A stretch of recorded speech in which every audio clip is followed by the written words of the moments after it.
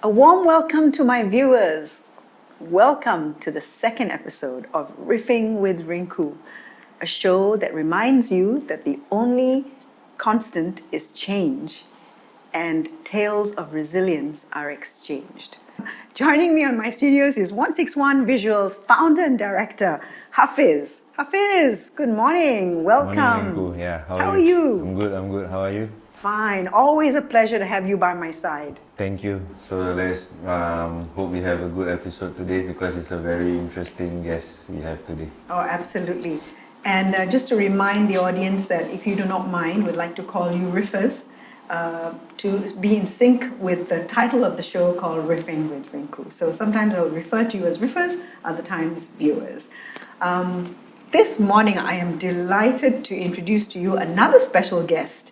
And he is none other than Madi. Madi, welcome to this studio and our show. Thank you for having me on this show. Thank you for being here. I've been talking to you offline and discovering some really interesting things about the things that you do in the creative space and everything. So would you like to let the viewers know today a little bit about what you do and who you are? Sure. Okay, so my name is Madi and I'm 44 years old. So previously, before I decided to embark on a freelance creative life, I was also running a mobile coffee cup business. So that was from 2014 until 2021. So in between there was a break because we had COVID, right? Oh, right, yes. Right. Everybody forgot about COVID. Yes, we forgot. The way you were saying it, I forgot about it. So this coffee cart, where was that? Where was that happening? So I was based basically in one of the advertising agencies building on 50 Scotts Road. Right. So that was in 2014. So I was there until 2017, so about 3 years. And then after that, I moved out from that building. And then I moved to another agency called DDB. So that one is somewhere near Lavender MRT station. DDB. Yeah. Oh, DDB Consulting. Yeah. It's an advertising agency as well. Yes, it's an advertising agency. For DDB, I was parked in their creative floor. So I was within the space of the rest of the creative directors, the copywriters and stuff like that. So, okay, what was interesting for me when I was in that space, in that environment, especially in 2014 when I was first introduced to the advertising world, right, is that I get to see how people create print media and advertisements and all the things that we see. And this was like along the way as digital marketing or social media marketing is picking up. Yeah. So I get the opportunity to actually learn from the best of the best, to me. Absolutely. And I think for me, it was because I was serving coffee. So they had to come to me, right? So coffee cart within DDB. So how interesting. It's like you get lots of knowledge and so basically what happened was I get to learn how to market my own business. And I think that exposed me to a lot more of the folks from the creative industry. So initially from just advertising, I'm actually now touching base with people who are actually doing different kind of art. So that was an environment which I feel was very suitable for me because I've always been interested in doing all the creative stuff, right? So when did this desire start for you? To be in the creative space? I think I've always wanted to create ever since I was 9 years old. Wow. What kind of stuff did you do when you were 9 years old? No, when I was in primary school, obviously the two lessons that I always look forward to was art and music. Whoops. Yeah. I'd be opposite of you on that one. So as for art, I remember that I had this wonderful art teacher. I think I was in primary 4. So there was one particular lesson where she gave us a free reign of just drawing whatever we want. Right. And before that, most of the lessons were very planned out, right? So she would say, okay, today we're going to learn how to draw certain things, right? But on that day, she was like, okay, you guys are free to draw whatever you want. So that was the period where I actually discovered that I love abstract art. So I took a bunch of color pencils that I had, and I started just, scribbling. Drawing on a blank sheet. So initially it started with like a 0, and I'm like, okay, I don't know what to draw. So I just start to color the entire drawing block with different colors. And then it was time to, like, when you think that your artwork is ready, it's time for you to submit to the teacher. So I did. So I brought over, so I showed to her, said, teacher, I'm doing this, it's just colors, But it was nicely blended. And then she took a look at it, and then she was like, okay. So she flipped over to score me, and then she gave me an A. Oh, wow. Now, here's the funny thing. When I was coloring it at my table with the rest of my classmates around me, they were actually like making fun of me, saying that, it's because you cannot draw. That's why the only thing you can do is just, smudge colors on papers and that's it. But when I came back to my table with an A, everybody started to like, okay, I'm not going to draw. Let's draw exactly like Madi does. So like, let's be free-spirited. That's like 20% of that 20% in the classroom at that day, like, had abstract arts of different kinds. So it was nice. It was nice. Yeah, so you became a leader of the arts, huh?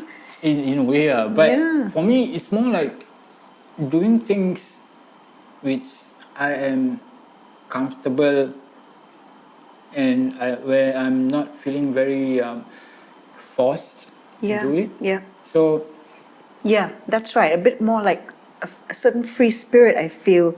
Yeah.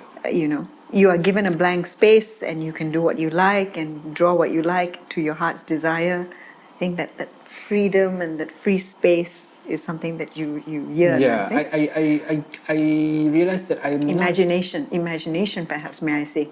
I'm not a person who can work well when I am in a very confined space. Yes, someone controlled environment. Yeah. It's not because I hate authority or hate being controlled, but when it comes to thoughts, now a lot of people emphasize on the need to have freedom of speech, right?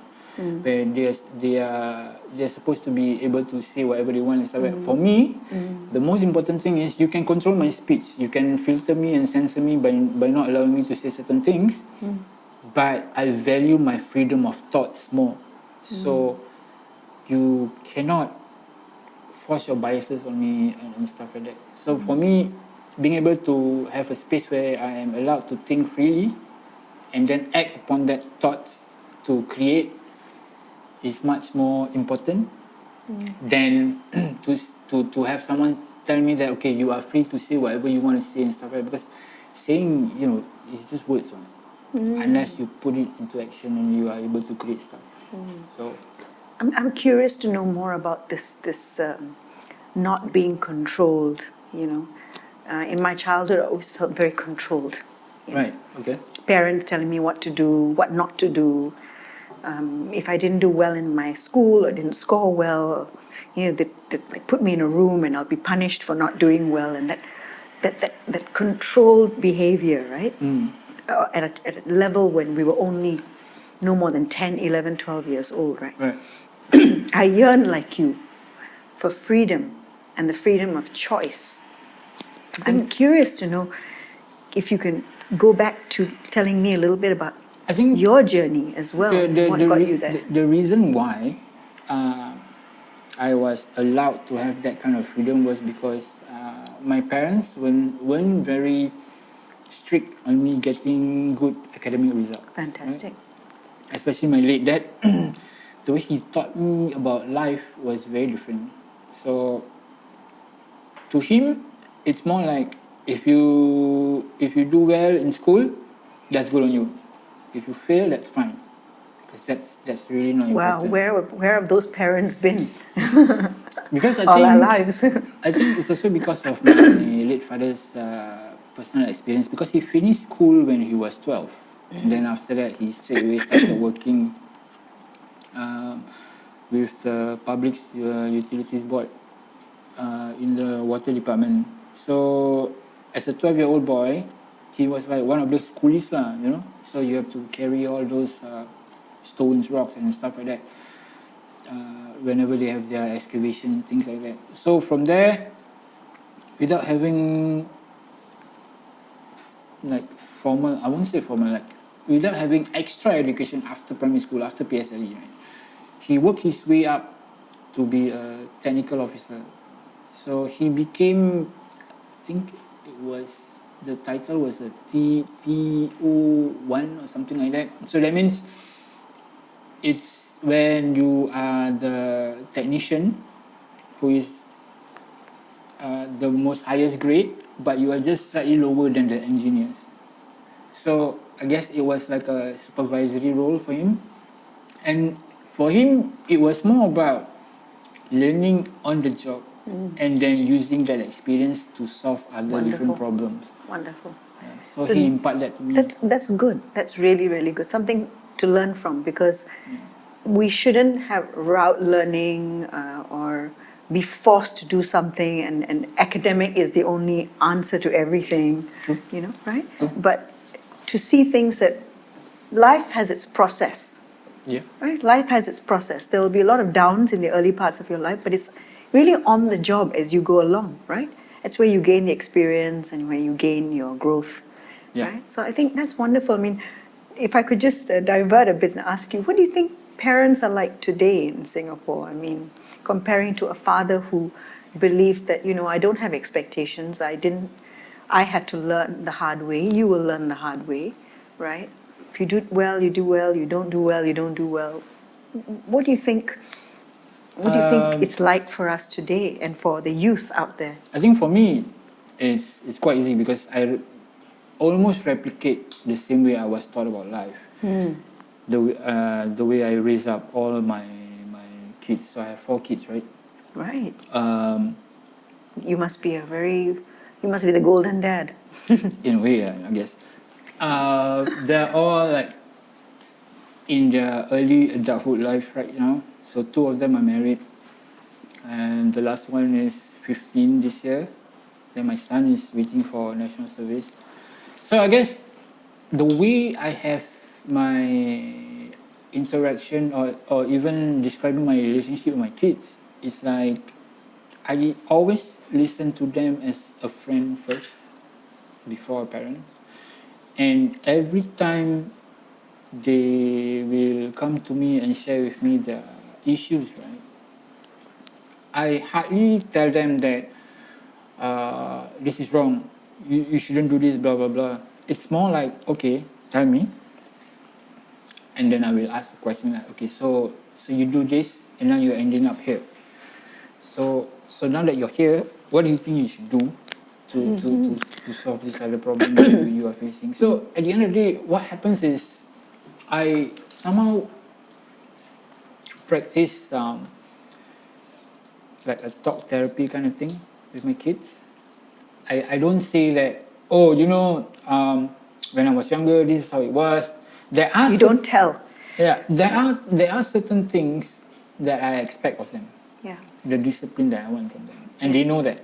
Yeah. And for me, the discipline has always been about keeping your room neat and tidy and stuff. Like that. They know that The basics. Yeah, they know that I like Yeah. to keep the house clean and stuff. Yeah. But the rest of it, right? I don't really push hard for them to say that, okay, I need you to be straight A students. I need you to score, you know, this grade and stuff like that. Yeah, and Madi, as you know, I'm very interested in the field of mental wellness and resilience. And one thing that strikes me about what you just said, maybe you can let me know what you think of resilience. But one of the biggest things for resilience for youth is that, yeah, I don't tell you what to do. Yeah. You find your own solutions. right? I give you my basic standards, and then I give you that freedom again for you to find your space and your way. Yeah. You will fall, you will make mistakes, and then you will grow. Yeah. And I think that is, to me, what I'm learning, another definition of resilience is really just giving people that space. Don't find solutions for them. Yeah. Let them find their own, you know, right? And that's how people grow, right? So, I mean, what is it to you? I mean, Resilience. so what everybody's using, what does that mean to you? I mean, as you speak to me about fatherhood, we had to ask you about all the other issues, but Yeah. as a father of 4 children, you know, what does that mean to I you? think for me, resilience when it comes to fatherhood, it has always been about not giving up whatever plans that I have. For example, like when I started my coffee business, right? So that was right after I got a divorce. So now the thing is, before I finalized my divorce, a week before that, I was also charged of bankrupt Oh by my. the state. So that was me with poor financial management because I was buying some stuff from a higher purchase merchant. So I didn't pay up the installments and stuff like that. So once you hit that threshold of a certain amount, they have every right to just summons you to declare you a bankrupt. So you just start a business. So you're excited, right? So you want to go out, you want to go and test yourself. Because I was married for 12 years. So that means I got married at 21, being married for 12 years. So technically, I had a sheltered adulthood growing up because I was 21, right? But at the same time, I was also carrying additional responsibilities because I had kids. Your later adulthood. Yeah, it was a very interesting phase for me from the age of 21 to the age of 33 because I've always had someone with me, which is my ex-wife, right? Yeah. So there was always someone. So as a young man, when you had a divorce, sorry to ask, how did that make you feel? I mean, how did you come out of that? Actually, the divorce was decided mutually. Okay. So there wasn't any bad blood and stuff like that. And I explained to my ex-wife that, as a man and a woman, we grew up together. I met you when I was 19, 2 years later at 21, we got married. You have never experienced life outside of this. I have never experienced life outside of this, outside of the marriage we had. So I told her, for every year, there's always up and down. We always keep going into the same loop. So how about we agree to divorce as husband and wife, but we maintain a mutual relationship as co-parents? Because I felt that we will exist better as co-parents than we will as husband and wife and parents. Because as co-parents, I'm not responsible for you, you're not responsible for me. I'm free to do whatever I want, right? As long as I'm responsible towards the kids. That's fine. So she agreed. Obviously, it was hard because I grew up, I went to NS, I met my ex-wife, I got married. So all along, right, I've always been living in my parents' house, and then bought over my parents' house, which became my house. So the moment I divorced, that was the very first time where I actually had to go out. Like, okay, how do I rent a room from the market? What are the pricing? You got a blank space again. You got a blank piece of paper again. Yeah, and I had to figure all this out. So, can you imagine the mental stress that I had to face, right? Quite a bit of mental stress. So I guess like the resilient part, I guess for me was that every time I wanted to give up, Yeah. I would always think about my kids. That I don't care about anyone else. People can, like the rest of the world can think poorly of me, that's fine. But I always like ask myself, like, okay, if I do certain things and give up, will they be proud of me? So, me chasing my children's validation to be proud of what I do was the driving factor. Yeah. That You was- always remembered yeah. who was important, who was important, who is important in my So life. they were the reason for me to be resilient and to keep going. That's wonderful. How did you feel when you were first declared or told that, I was bankrupt. Yeah. What did you do, and how did you navigate through that? How did you keep going? That's a, a very hard news to take financially. See, actually, right, there's a funny story because when I received the letter that I was supposed to go to the Supreme Court, so you don't go to state court and stuff, you go to the Supreme Court, like For bankruptcy, yeah? to acknowledge that you are being summoned for this and stuff like that. When I received the letter, I cannot stop laughing. Not because I was taking the whole thing as a joke, but the date that I was supposed to go to the Supreme Court to face the judge was actually my 33rd birthday. I was like, wow, my birthday present from the government is to go to the Supreme Court, look at the judge at 9 a.m., and then, find out what's the procedure, what's the process, and stuff like that. So I went to the Supreme Court. I went to one of the judges' office. Yeah, office. So she asked me for my IC. So when I gave her my IC out, she noticed the date. And then she was like, I'm sorry, but yeah, happy birthday. I'm like, oh my God, this is so funny. It was funny until the point where they said that I have to go to the Ministry of Law office in Maxwell. So before you are charged 100% bankrupt, there are options in Singapore. Basically, they have the debt repayment scheme where they work out an installment plan for you. If you need to travel, you have to apply for a permit. You can only travel for I think the maximum was 2 weeks. But then again, it is upon approval and see whether you maintain a good payment for all the creditors that you owe and stuff like that. So I guess what happened for me personally was that before I got charged a bankrupt,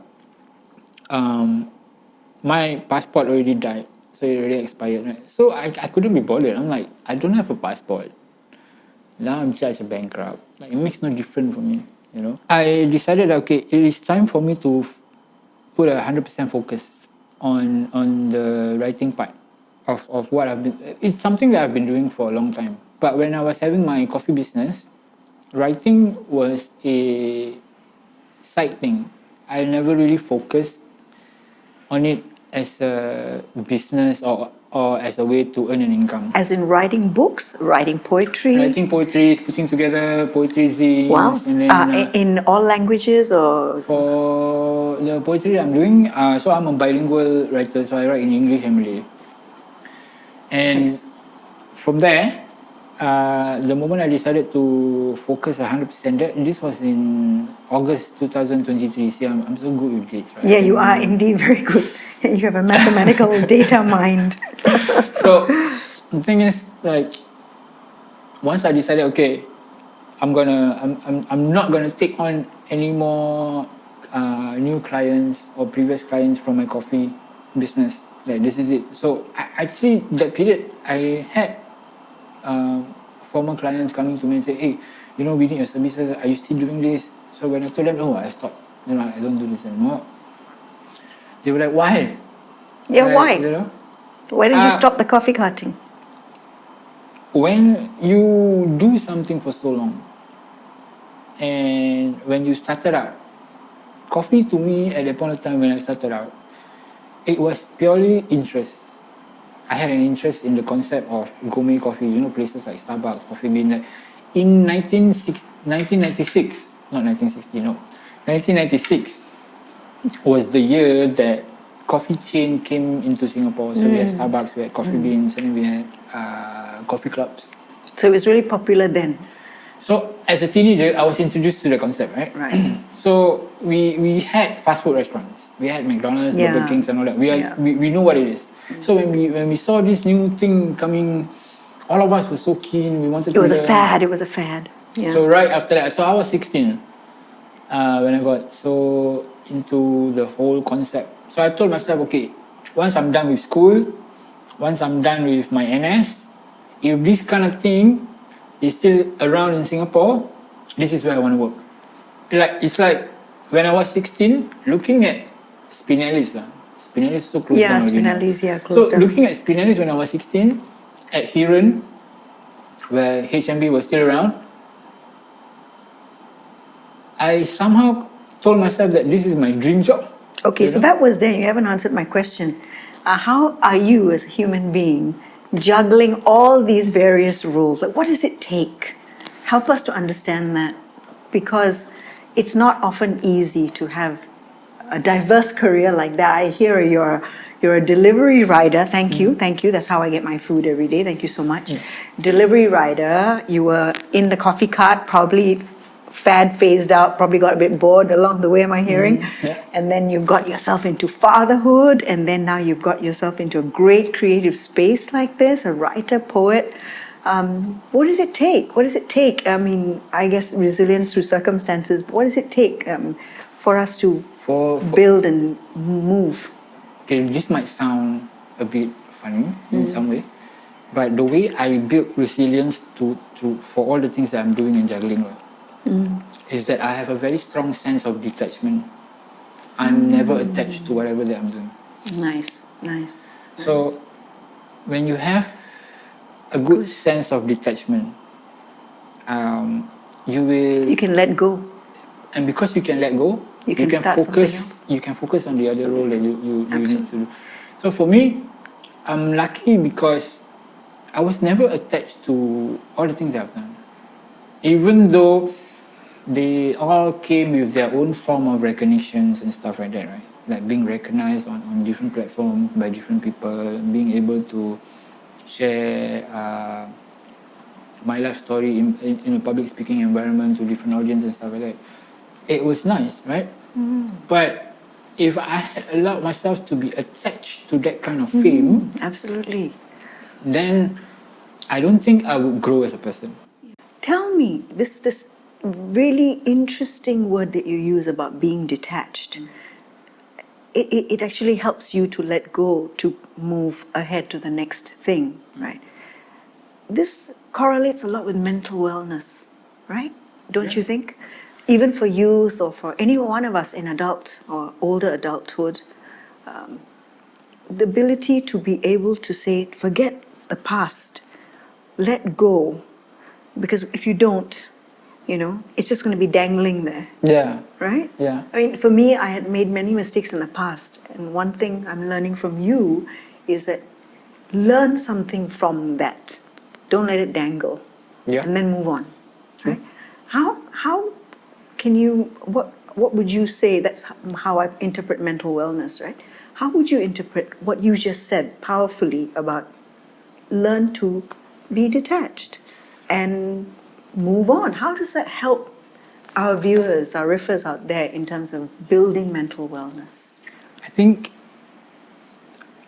what I had to go through after my divorce, the bankruptcy, Yeah.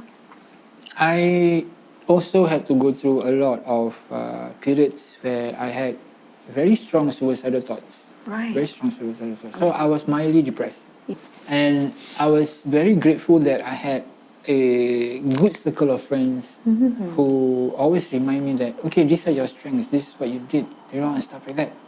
This is who you are right now, but you still have your dreams, you can still do this, you can still do that. So, The power of human connection. yeah. How certain connectors in your world remind you of the goodness that you are. Yeah, but you have to be connected to the right people. Correct, indeed. Yeah. So back to the question of mental wellness. I mean, what could you say to riffers out there with your experiences, right?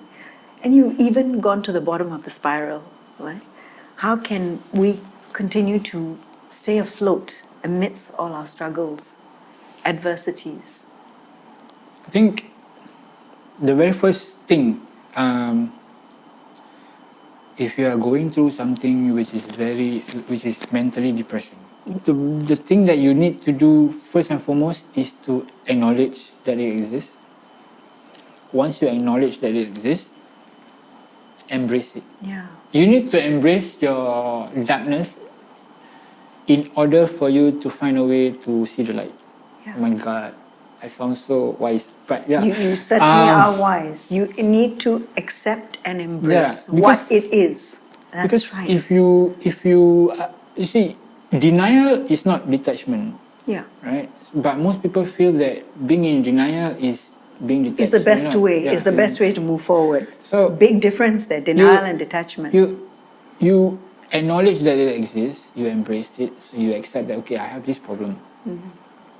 But you ask yourself this question now: am I the problem? Like, will the problem define me as a person, or can I detach myself from this problem so that I can find time to find solution? So this is how I had to be resilient enough to actually overcome the challenges Nice. that I face. You remind me of something that I try to ask myself every day. When my parents passed away, I was really like in the dark space because I lived with them all my life. And I sort of lost my role and my identity. And I asked myself this question, similar parallel to you, that what's my point of being this way every day, right? Am I helping myself or am I hindering, right? If I hinder myself, then I'm not going to move. True. Right? But if I help myself, pretty much like you have said, right? Then, so it's like you switch your thoughts. Yeah. You know, you always like in a suicidal moment, you switch your thought, and it just changes life. I think right? for me, maybe it was easier for me to switch my thoughts. Maybe because I've always focused on my creative thinking a lot ever since I was a kid, right? So it was always easy for me to like, okay, think of one situation and then think of another situation. And you see, when you mentioned earlier on that after you lost your parents, you somehow lose your identity, right? You kind of like figure out that who you are, because all along this is what I've been. So for me, I have never liked to be associated with an identity. Yes. I've never liked. So when I was married, this was in my 20s, right? So when I was married, I actually asked myself every day, I'm married, I got kids, I got a job, I got a flat. I've already got the Singapore dream, minus the country club and credit card, right? like, I've already got all this. And I'm only 24. You know what I mean? That supposedly defined me as a success. But because I got married so early and I already achieved all these things, I got bored with life. Like, I every day I told myself, like, this cannot be my life. Like, it can't be just this. Get a job, a stable job that has enough CPF so you can pay your flat, enough money so that you can feed your kids and make your wife happy at the same time. Once a while, go for holidays if you can afford. Other than that, just live a mediocre life. So for me, right, I've always felt that no, I'm not meant just for this. I'm so much more. But these were not influences from outside. It was just me having this self-belief that no, I'm not just this. I know that I'm a lot more. Why? Because I write, and because I started writing ever since I was a kid.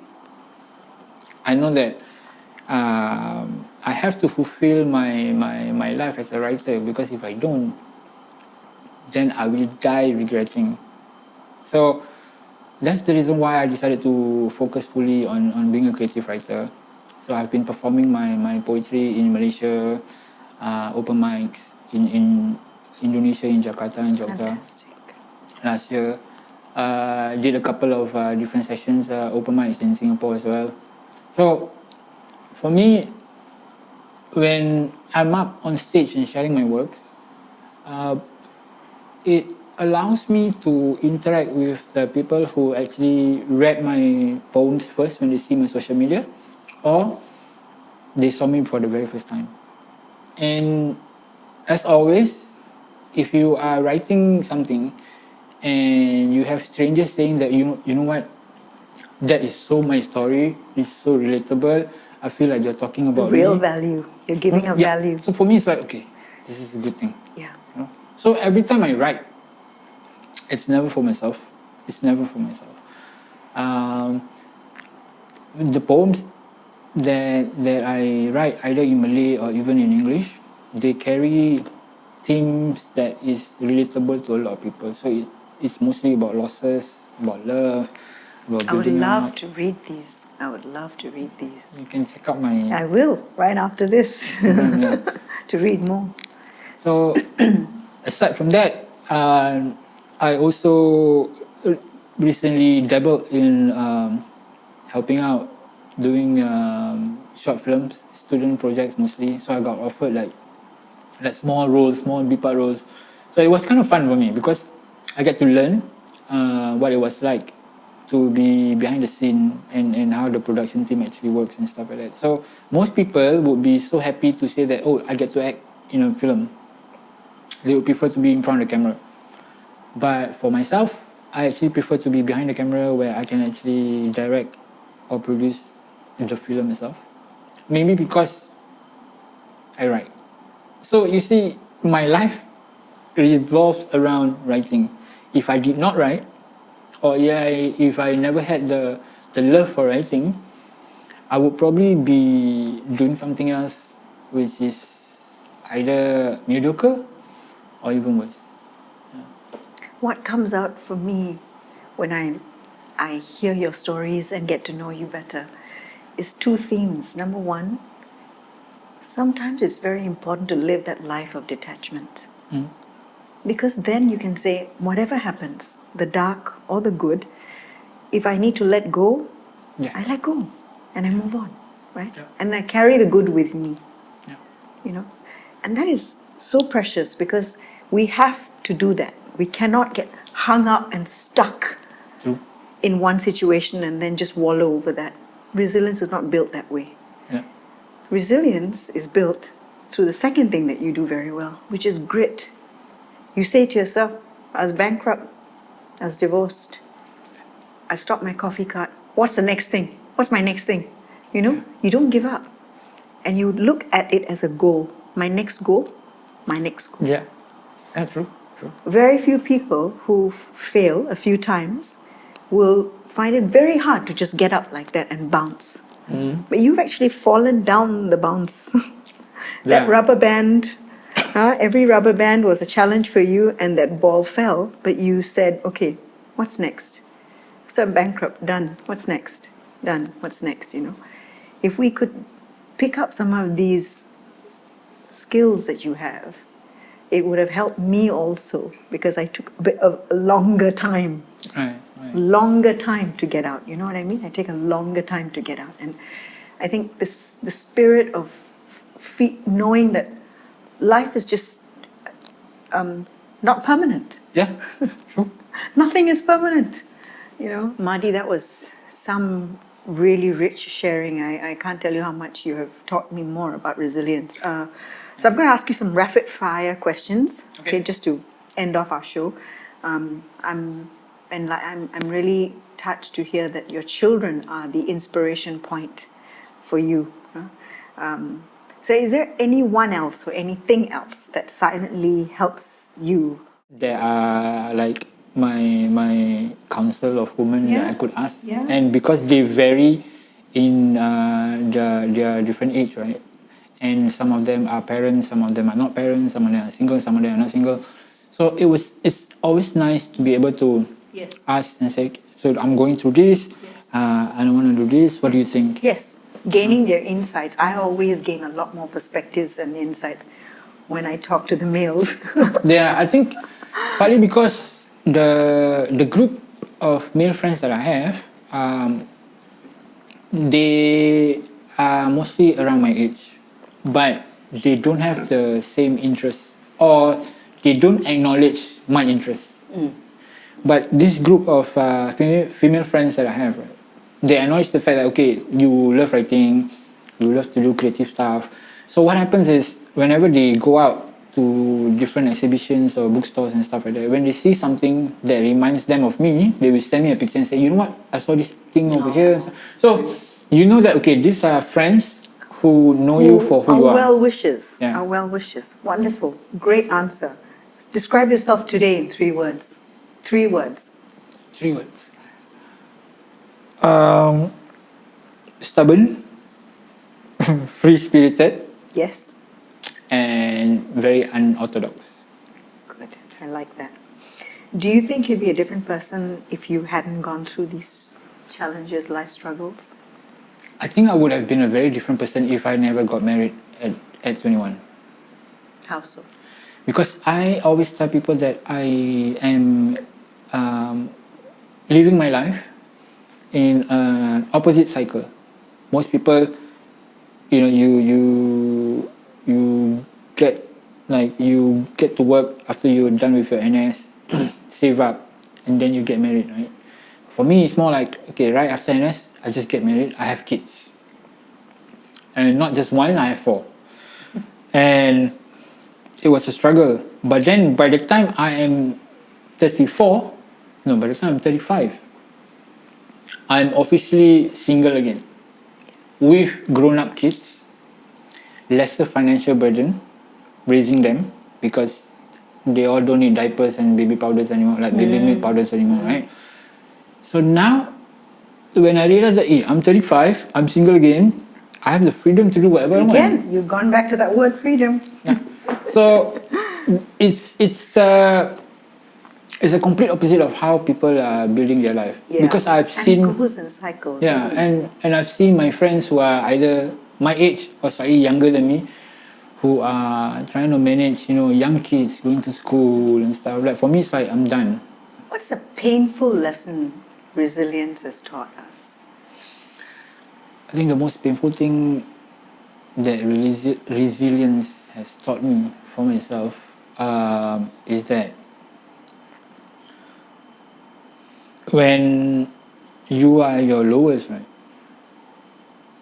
it is very, very difficult to find one person who strongly believes in you the way your mother does.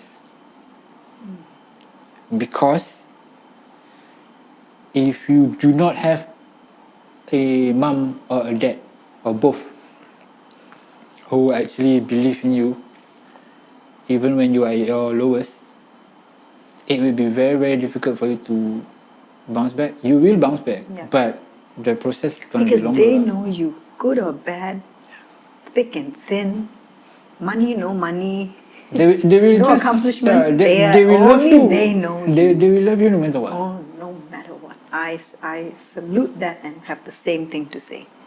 Yeah. What's the best advice you've heard in the last couple of years about life, for you? I think one of the best advices that I've not only heard, but more like read from the books that I've read the last few years is that there is a quote. It's actually more of a quote.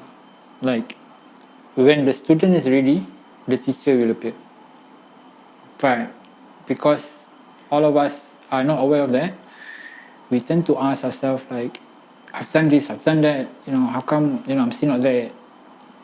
But we never ask ourselves like, am I ready to actually go on to the next step? So when I saw that quote from one of the books that I've read, it changes my view when I look at my challenges.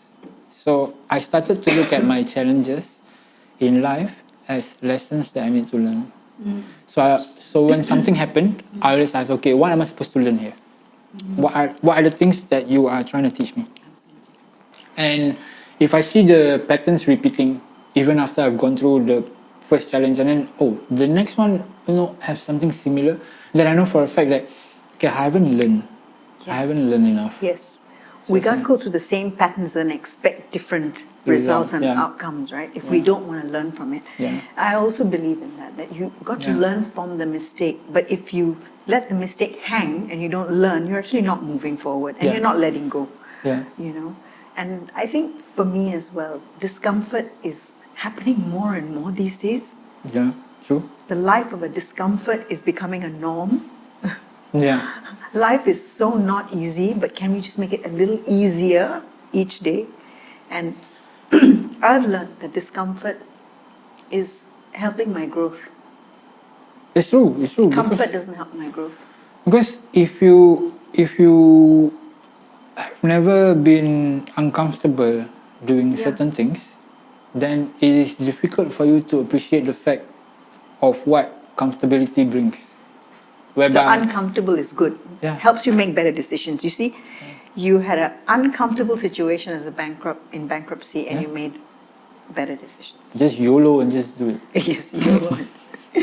So thank you so much, Madi. I mean, there's so much I've learned from you and I'm so grateful for your time today.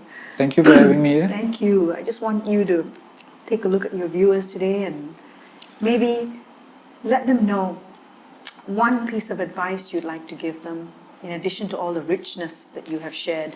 One advice, one law, one word, one phrase.